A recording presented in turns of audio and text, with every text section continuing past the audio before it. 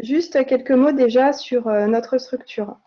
Donc, nous regroupons 140 adhérents répartis dans 7 pays et nous avons décidé, durant cette période si particulière, d'organiser des webtech pour continuer d'animer le réseau céramique et permettre à nos adhérents de présenter leur savoir-faire sur les différents marchés stratégiques et technologiques du pôle. Donc pour cela, nous organisons des webtech tous les mardis et jeudis à 11 h et à 14 h. Donc surtout, n'hésitez pas à vous inscrire et rendez-vous sur notre site internet et sur les réseaux sociaux pour les prochaines dates. Donc par ailleurs, nous organisons tous les 3 ans une conférence d'affaires dédiée aux céramiques, Ceramic Network. La prochaine édition aura lieu les 4 et 5 novembre à Limoges. Nous vous y attendons nombreux. N'hésitez pas à nous contacter si vous souhaitez de plus amples informations. Maintenant, avant de laisser la parole à Lauriane, je souhaiterais vous donner quelques consignes sur le déroulement du webinaire. Donc, premièrement, merci de vous identifier avec vos noms et prénoms sous peine d'être exclus du webinaire. Deuxièmement, merci de garder vos micros coupés. Et pour finir, n'hésitez pas à nous poser toutes vos questions via le chat en cliquant sur la bulle.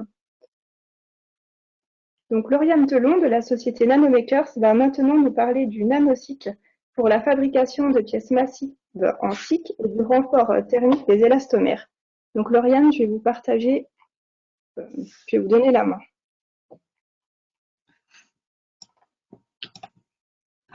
Bonjour tout le monde. Merci Alexandra pour cette présentation et merci à l'ensemble du pôle européen de la céramique pour l'organisation de ce webtech. J'ai eu moi-même l'occasion de participer en tant que spectatrice à 2 d'entre eux et c'était extrêmement intéressant. Donc c'est un plaisir de pouvoir être présentatrice aujourd'hui.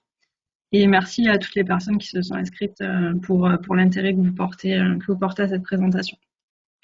Alors, ce que je vous propose, c'est de vous faire une présentation de la société Nanomakers dans un premier temps et ensuite de se focaliser sur 2 applications sur lesquelles on travaille en ce moment, que je vous détaillerai. Alors, Nanomakers, si ça marche.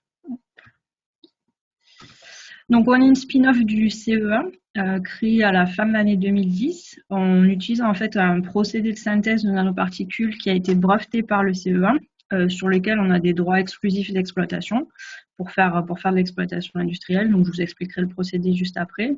Et de notre côté, on a aussi déposé un certain nombre de brevets, donc à la fois sur nos produits, sur la façon de les utiliser.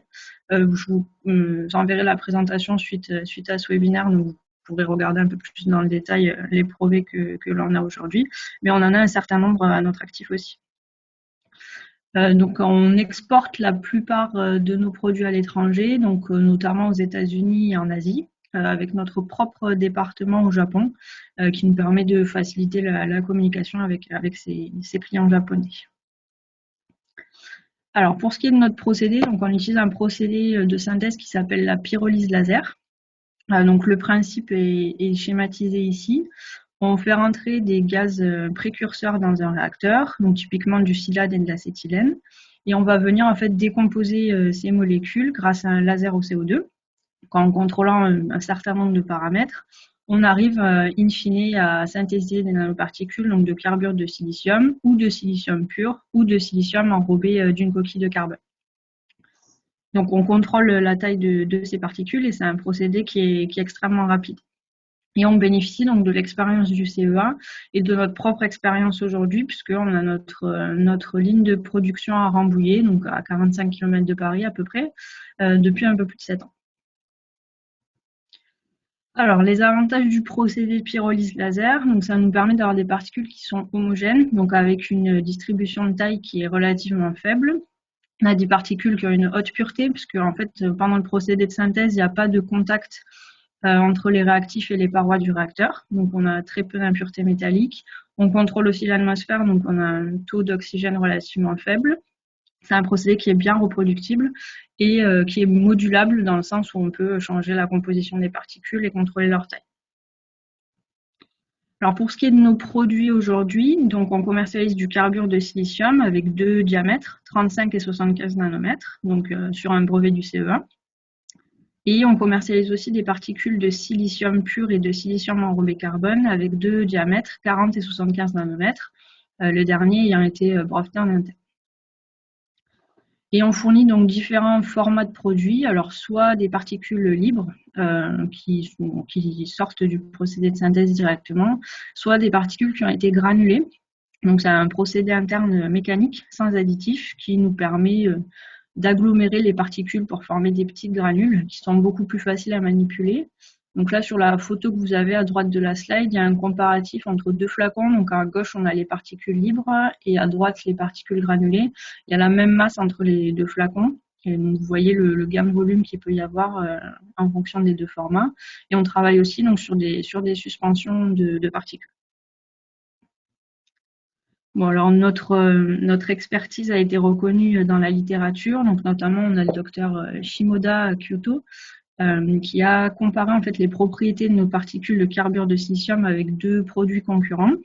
Donc il a montré qu'on avait la plus faible déviation de taille au niveau des diamètres des particules et qu'on avait le meilleur ratio SiC dans le sens où on a quasiment que des liaisons SiC, alors que chez les concurrents on peut trouver des liaisons CC ou CO. Et donc, notre expertise a été aussi reconnue par certains de nos clients qui nous qualifient de meilleurs sur le marché. Alors, pour ce qui est de notre capacité de production, donc aujourd'hui, on a une capacité de production pour les carbures de silicium de 40 tonnes par an. Et on est sur un site industriel sur lequel on a la possibilité de s'étendre pour monter à 200 tonnes par an. On a notre propre département, enfin, contrôle qualité sur site, donc on peut délivrer des certificats d'analyse pour chaque batch de production produit, avec nos propres procédures qualité, sachant qu'on est ISO 9001 aujourd'hui et qu'on vise le 14001 d'ici l'année prochaine. Et on a une stratégie qu'on a appelée la stratégie zéro contact, donc tout a été fait sur notre ligne de production pour pas qu'il y ait de contact entre les opérateurs et les nanoparticules pendant toute la phase de synthèse pour les prémunir. Alors, nos marchés aujourd'hui, donc le marché principal sur lequel on est et pour lequel on commercialise les nanoparticules de carbure de silicium, c'est celui du renforcement des élastomères, donc notamment des élastomères perfluorés. Alors, l'ajout des nanoparticules, ça va permettre d'augmenter leur durée de vie et donc, in fine, d'améliorer les coûts pour les utilisateurs. Et on est en train de se positionner donc sur un second marché qui est celui des batteries lithium-ion, pour lequel là, on fournit des nanoparticules de silicium qui permettent d'augmenter la densité d'énergie des anodes. Et on travaille aussi donc, sur d'autres marchés, notamment le renforcement d'alliage d'aluminium, les céramiques, je vais vous en parler un petit peu plus après. Et on est aussi sur du plating, enfin des revêtements métalliques. Alors si on se concentre maintenant sur la première application, donc le renforcement d'élastomères. Donc notre produit phare, c'est les nanoparticules de carbure de silicium à 35 nanomètres. Donc vous avez un peu plus de spécifications sur cette slide. Donc la densité, c'est celle du carbure de silicium massif. Vous avez des informations sur la surface spécifique, donc entre 50 et 60 grammes par mètre carré. Voilà, on a un taux d'impureté métallique qu'on peut vous fournir sur demande, mais qui se mesure en ppm. Et on a un taux d'oxygène inférieur à 1%, ainsi qu'un taux d'humidité inférieur à 1%. Et vous avez sur la droite donc une image thème de ces nanoparticules, une morphologie plutôt sphérique. Donc les avantages de ces nanoparticules pour le renforcement d'élastomères, donc c'est leur taille nanométrique premièrement, ce qui fait qu'elles ont une grande surface de contact avec la matrice. Donc il suffit d'en mettre peu pour avoir des bénéfices qui se voient rapidement. On a effectivement aussi un haut niveau de pureté, donc ce qui fait qu'on évite les pollutions métalliques, notamment dans le domaine des semi-conducteurs, quand on fait du renforcement de joints par exemple. Et on a des fortes propriétés mécaniques et thermiques qui font qu'on va renforcer le matériau et notamment faciliter le transfert de chaleur. Donc tout ça, ça permet au final pour l'utilisateur d'améliorer le rendement et d'optimiser ses coûts et sa productivité. Alors pour ce qui est, si on regarde un petit peu mieux donc au niveau des renforcements thermiques, on a trouvé un certain nombre de références dans la littérature qui montrent que les nanoparticules de carbure de silicium peuvent renforcer thermiquement des élastomères, donc aussi des époxys ou différents types de polymères. Je vous donnerai les références si vous voulez les regarder un peu plus en détail, mais en général, donc on peut augmenter la conductivité thermique de ces élastomères et aussi modifier leur température de transition vitreuse, donc l'augmenter. C'est pourquoi on a voulu développer un nouveau produit un peu plus adapté à ces problématiques-là. Donc, on est allé sur un produit qu'on appelle le SiC Omega SI. Donc, vous avez ici un comparatif sur les deux photographies à gauche de notre produit carbure de silicium standard et à droite du nouveau produit. Donc, il y a une couleur un petit peu plus beige et qui a un léger changement de composition. Vous avez une image thème de ce produit où on voit que les particules ont toujours une morphologie sphérique et on est toujours dans un diamètre autour de 30 nanomètres. Donc, on a essayé d'évaluer la capacité de dispersion de ce nouveau produit en comparaison de notre produit standard, le carbure de silicium standard. Donc, lorsqu'on essaye de disperser les nanoparticules carbure de silicium dans l'eau, on fait souvent face à deux problématiques. Donc, pour des taux de charge relativement faibles, enfin compris entre 2 et 10%, on voit rapidement un phénomène de sédimentation. Même en utilisant des dispersants, ça reste difficile d'obtenir des dispersions stables et homogènes avec ces particules-là. Et quand on augmente fortement le taux de charge, on obtient une pâte, donc la viscosité est vraiment élevée. Mais donc avec le nouveau produit qu'on a développé, on a fait aussi des essais de dispersion dans l'eau et on a réussi à disperser 16% de particules donc en masse dans l'eau, ce qui est difficile à faire avec du carbure de silicium standard. Et on a obtenu une dispersion qui est homogène et stable pour plusieurs semaines. Donc on est encore en cours de caractérisation, mais on a un comportement qui est plutôt hydrophile, au contraire du SiC standard qui lui est plutôt hydrophobe. Donc on est sur une bonne piste. Et ce nouveau produit aussi, on l'intègre en ce moment à différents élastomères. Donc les caractérisations sont en cours, mais ce dont on est à peu près sûr, c'est qu'on a une meilleure affinité en fait avec les matrices dans lesquelles est intégré le produit. Donc ça permet d'avoir une meilleure homogénéité in fine et d'augmenter en fait l'impact, la capacité de renfort de cette charge, puisqu'elle est mieux dispersée, donc elle a un impact plus important sur la matrice. Donc l'utilisation de ce nouveau produit est vouée à différents types de matériaux, donc notamment du silicone, des fluoroélastomères ou des élastomères un petit peu spéciaux pour faire des revêtements. Alors si on passe à la deuxième application sur laquelle je voulais vous parler aujourd'hui, donc c'est l'utilisation des nanoparticules carbure de silicium pour des céramiques massives.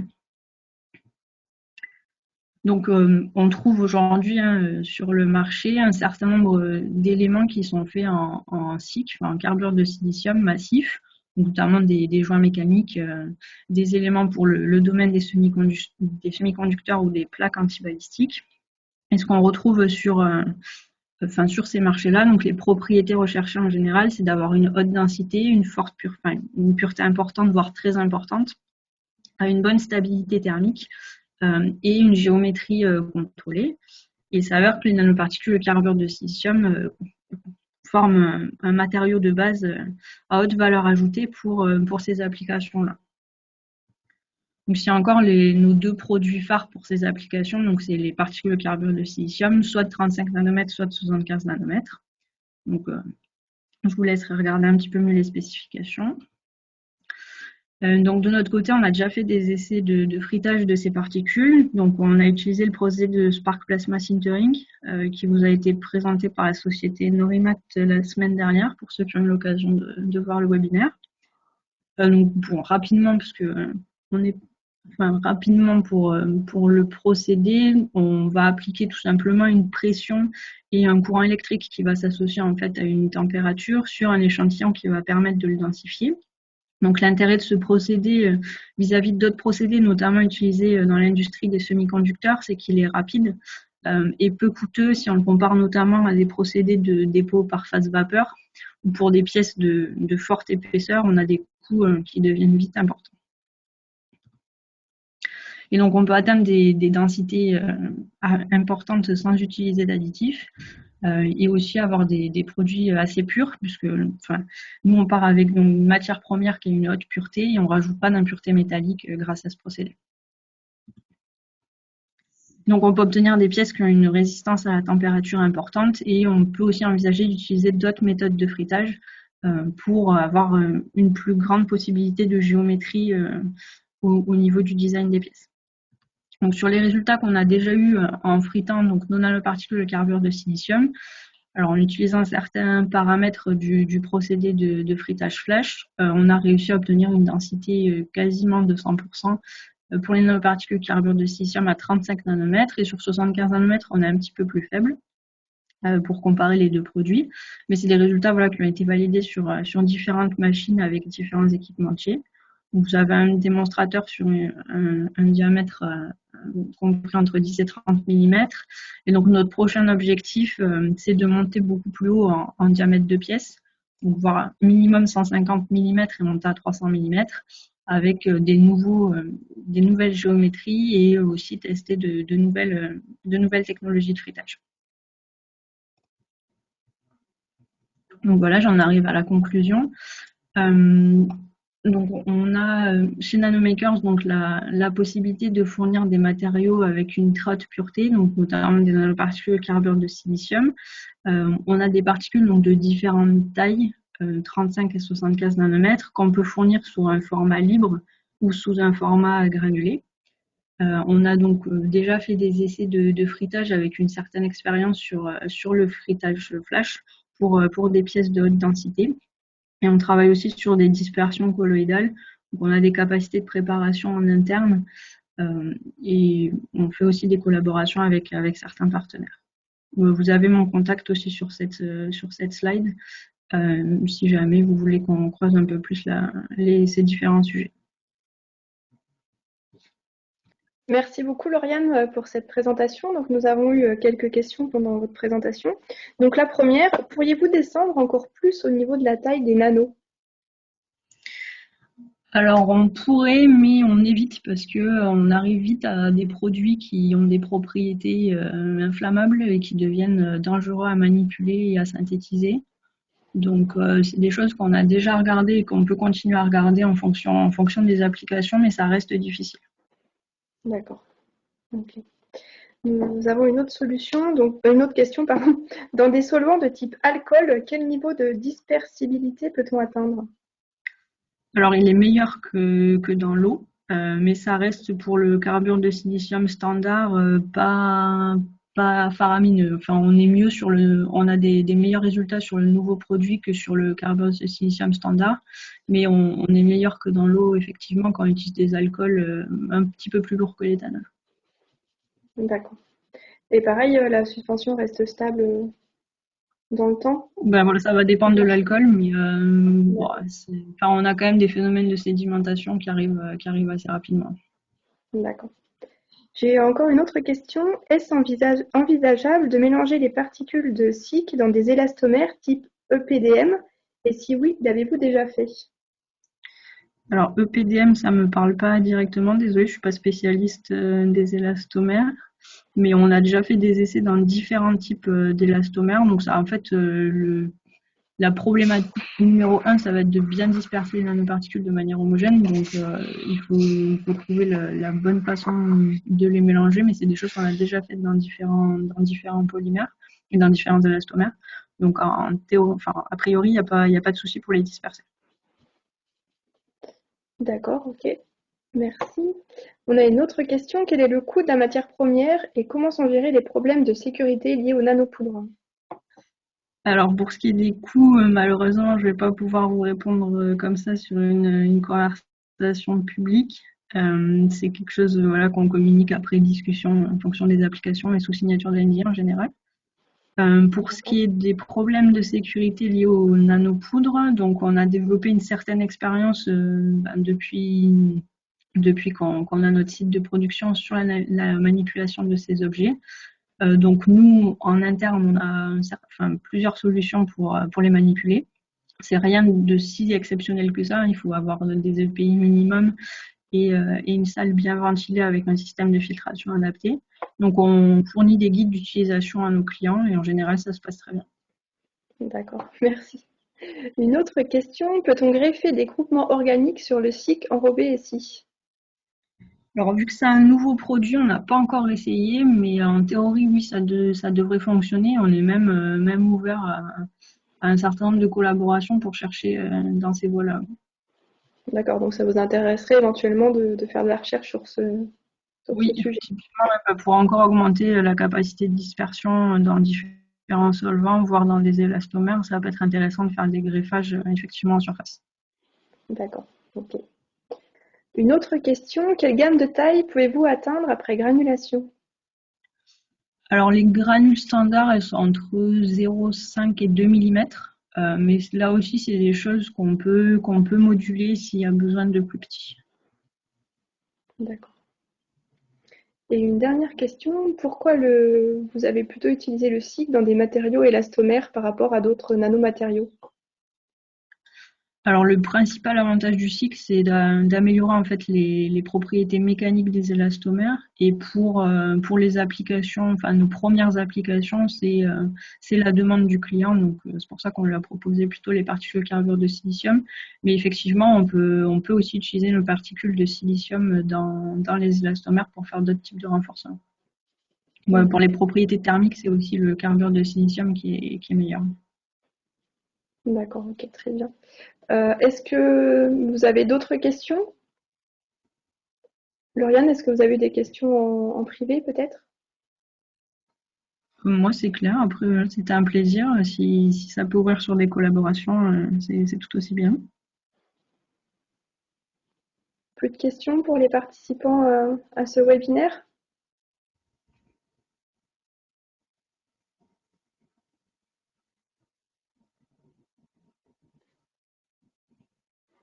Bon, bah, écoutez, Lauriane, on a a priori plus de questions. Je vous remercie beaucoup de nous avoir présenté vos matériaux. Merci beaucoup de nous avoir consacré un petit peu de temps. Et merci à tous les participants également de vous être connectés. Retrouvez-nous du coup jeudi pour les prochains WebTech du pôle et surtout si vous avez besoin d'informations complémentaires, vous pouvez contacter directement Lauriane et de toute façon, normalement, on vous enverra également la présentation. Voilà, Oui, merci à tous. merci à vous. Au revoir. Au revoir.